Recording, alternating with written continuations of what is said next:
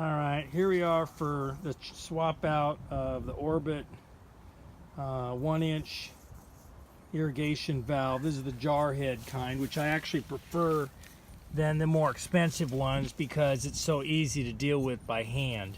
Now in this case, the old one had threads like this, and I tried replacing the diaphragm and the solenoid and still couldn't get anywhere. The thing just didn't work. So I figured, well, for 13 bucks at Home Depot, might as well buy another one. So here's the new one.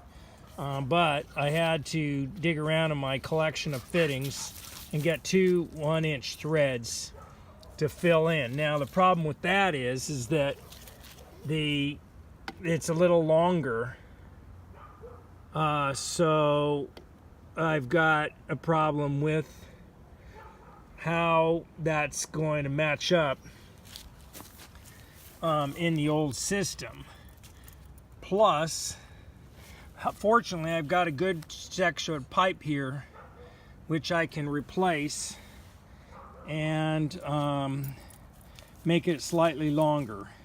To do that though, first I need to clean that pipe, then I need to mark off the place where I'm going to cut. There's my wiring and everything. It's all set to go. All I got to do is install this fitting. Now one other thing though, I've got a bunch of rock here. I had made the mistake of backfilling with rock gravel under there, which wasn't too bad an idea because I didn't have too many root problems. I've got a tree right there and around here, but it's probably better to backfill with sand. It's easier to dig out. It took me a while to get all those little rocks out. Okay, so the first thing to do is go ahead and mark a nice space. What I'm going to do is just go ahead and cut this thing off and install a Alright, so now what we're doing here, we just want to go ahead and I put this on there so that we can eventually cut that off and make it shorter. Okay, so now I got the part off, cut off, and I just go ahead and thread it on to the side. Just make sure you look for the arrow, and if there's any kind of rubber gasket or seal on that connection like there was with mine, make sure it goes back in. I cleaned everything off. I cleaned the pipe off. I scrubbed it with a toothbrush and everything to make sure it's like new again as much as possible. Now what I'll do is go ahead and space that in there, cut it off, and then I can just glue in the end. Okay, so now I just go ahead and put this into place and then cut off that end in such a way that I can go ahead and nice snug fit. Right.